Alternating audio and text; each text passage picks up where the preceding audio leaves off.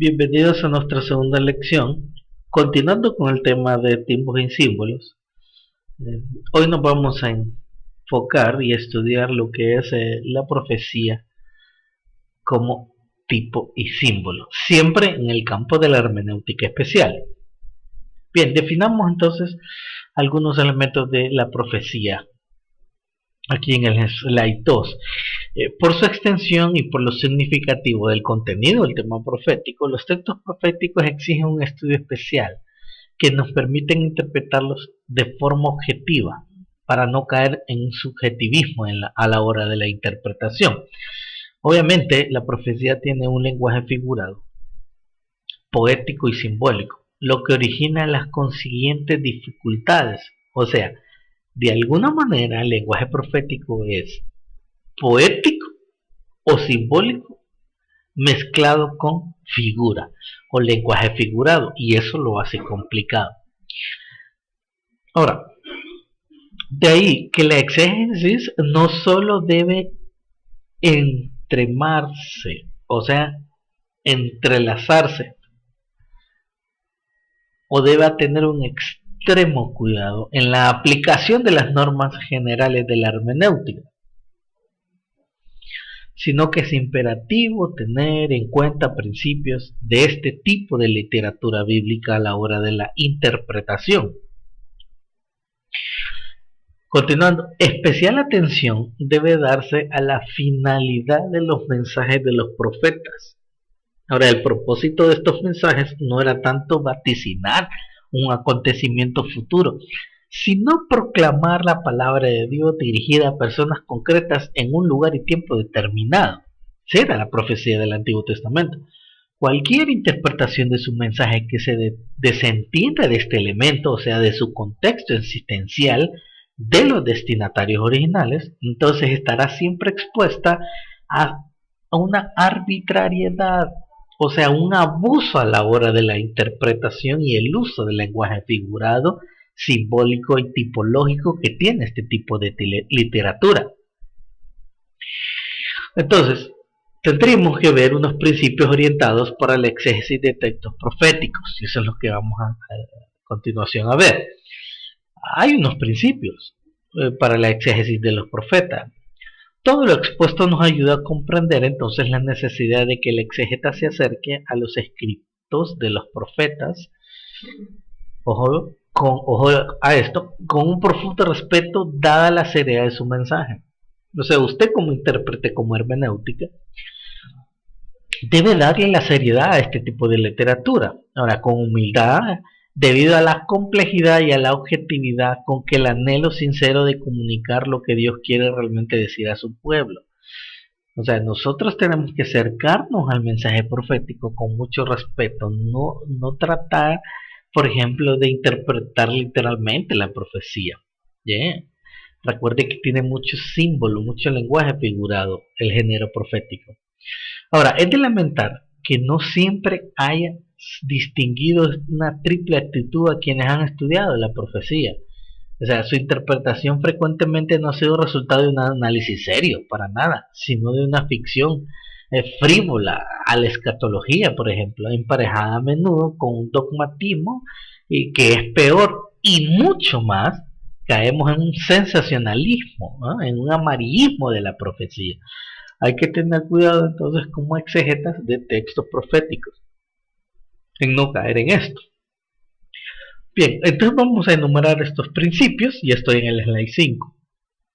El primero de ellos tiene que ver con esto. Hay que tomar en consideración lo que el profeta quiso decir a sus contemporáneos. No a mí, sino a sus contemporáneos. No a usted, perdón, sino a sus contemporáneos. Aún los mensajes predictivos tenían un propósito que afecta a los destinatarios con carácter de inmediatez, o sea, para los que se está escribiendo. Si la profecía tenía un mensaje de predicción futurista, tiene que ver, o los afectados son los destinatarios a los que se está escribiendo esa profecía. aunque no sea cumplida de inmediato. Ahora, nunca las predicciones se hicieron de un modo abstracto, sino estrechamente relacionadas con el Sitzin Leben, o sea, con la situación de vida, situaciones concretas en las que Dios irrumpirá con su mensaje o irrumpía con su mensaje. Entonces hay que tomar en cuenta esto, ¿va? ¿Ah? No son de carácter abstracto. Un segundo entonces principio es que téngase presente la relación orgánica entre la historia y la revelación, entre el contexto histórico y el mensaje profético.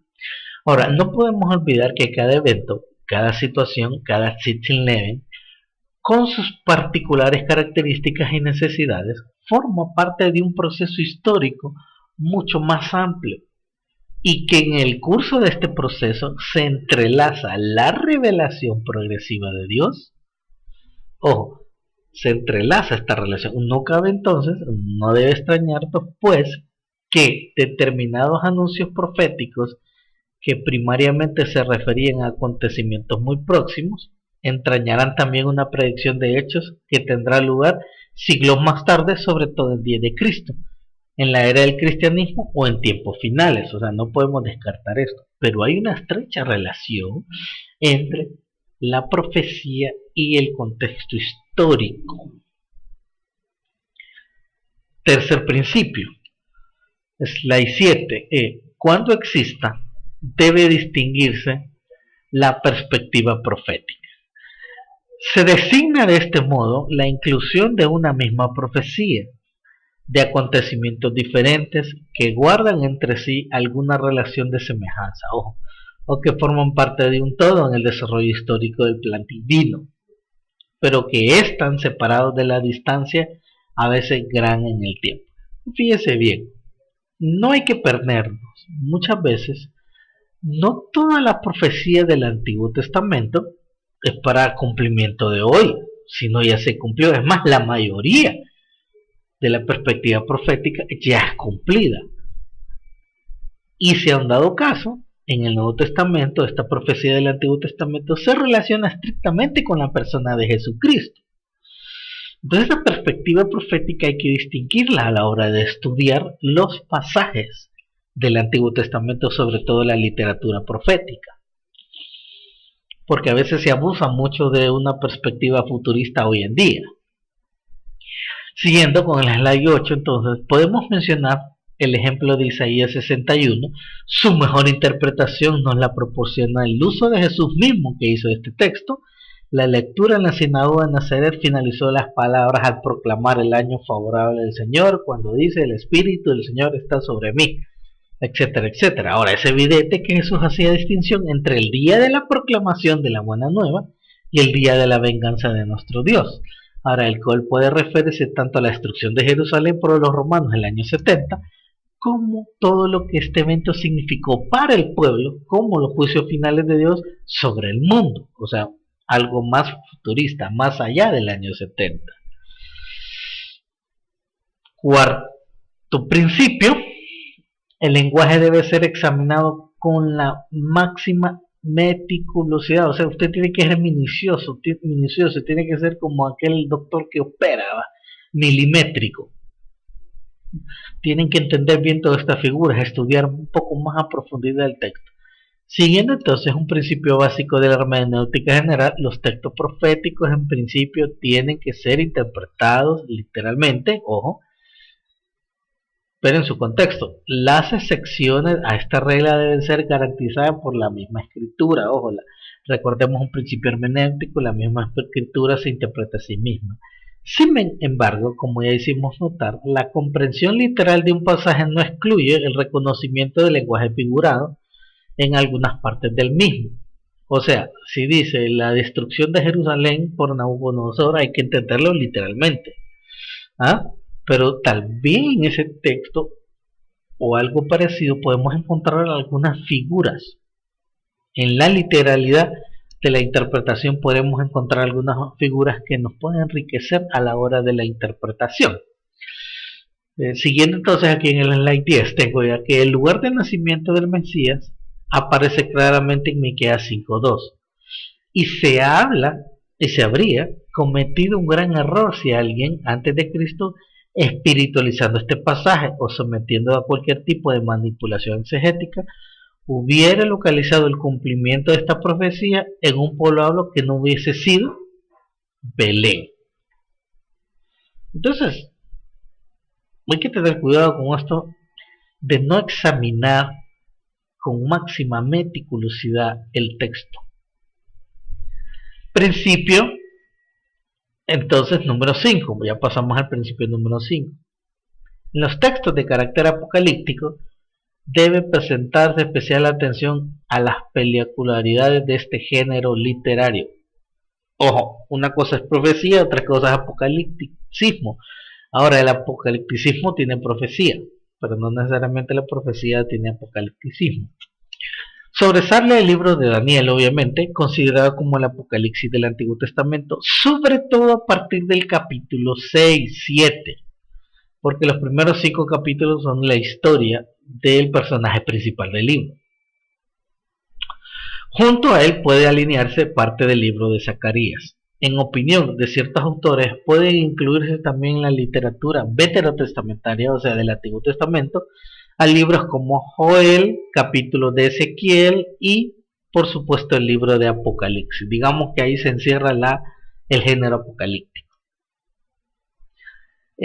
Número 6, principio número 6, es conveniente tener en cuenta el carácter recopilatorio de los textos proféticos.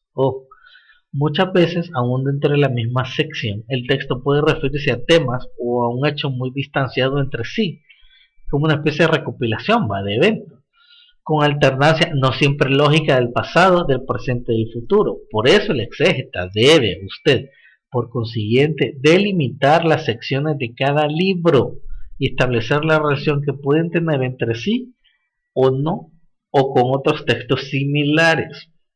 Entonces, recordemos que la escritura tiene algunas porciones que hay que entenderlas, que no necesariamente es una historia continua.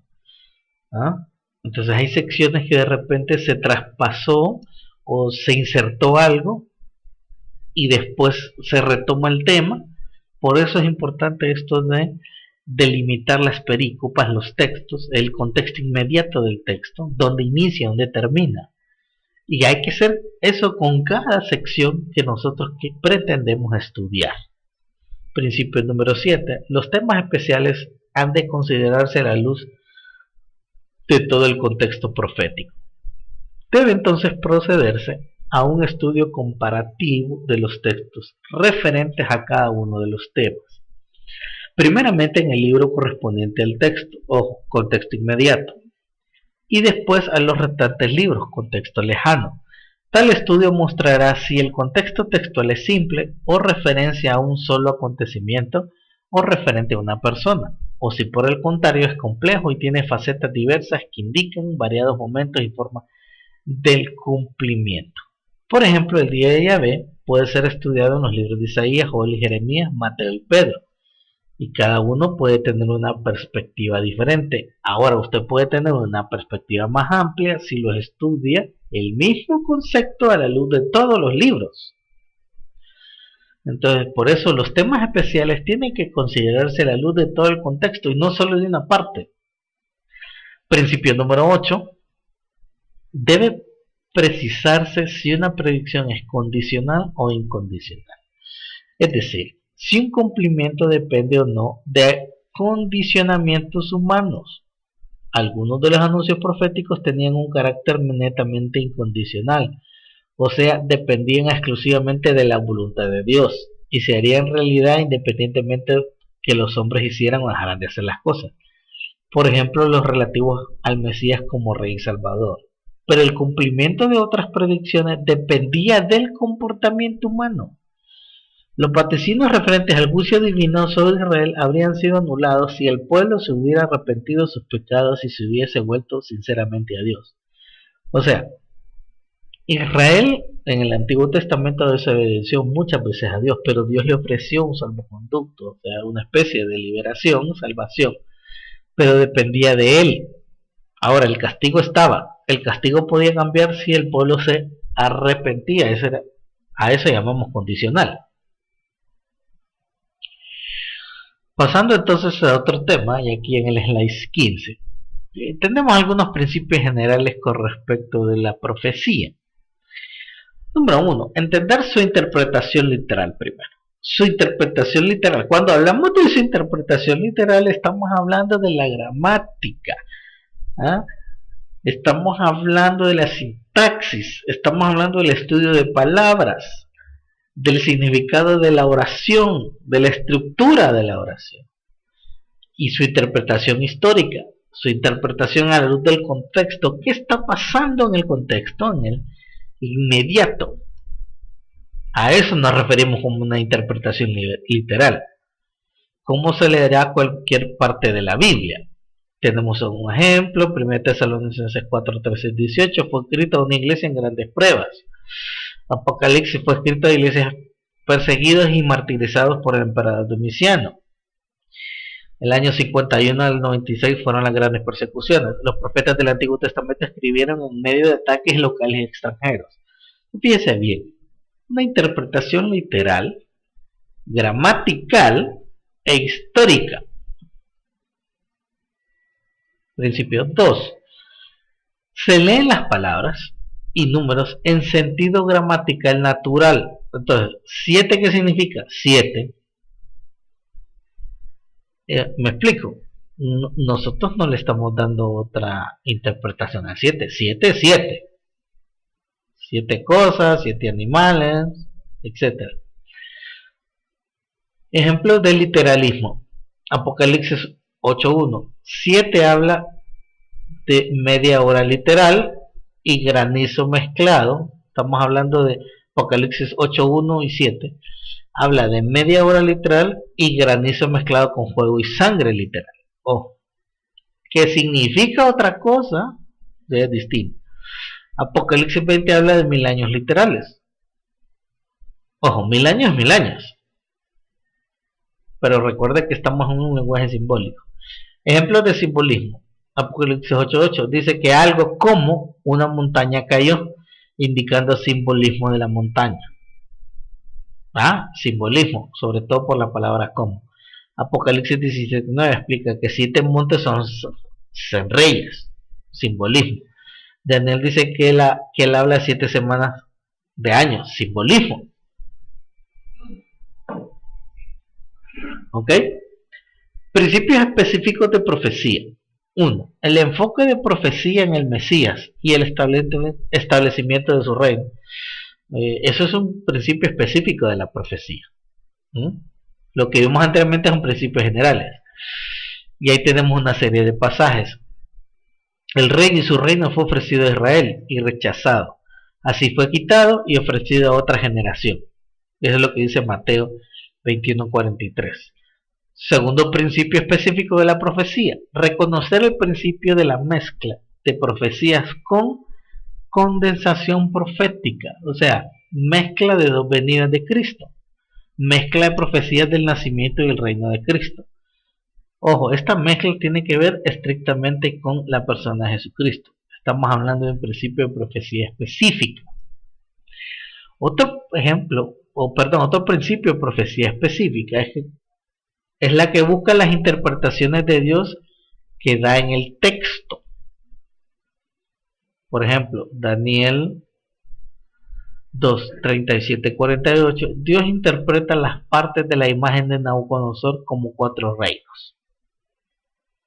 Daniel 7:24 dice que los 10 cuernos son reyes. Pues fíjense bien. Pero aquí estamos hablando que Dios mismo, en su texto, busca las interpretaciones del texto. Dios da esas interpretaciones. 4 reinos, 10 cuernos, 7 estrellas, mensajeros, incienso, oraciones, dragón, Satanás, aguas, naciones. ¿Me explico? Las costumbres locales implican algunos símbolos no explicados por el texto. Sí, muchas veces las costumbres locales explican algunos símbolos. Entonces hay que estudiar el contexto de estas costumbres fuera extra bíblico, estos elementos. Cuarto principio de la profecía específica es que compara textos paralelos para entender profecía. Muchas veces vamos a tener que ir saltando de un texto paralelo a otro, de un texto de referencia, para entender lo que quiso decir. Daniel 9 explica Apocalipsis 13, Joel 2 explica Apocalipsis 19, Isaías 9 y 24 con Zacarías 14 explica Apocalipsis 20, fíjense bien. Entonces, es interesante esto del lenguaje profético.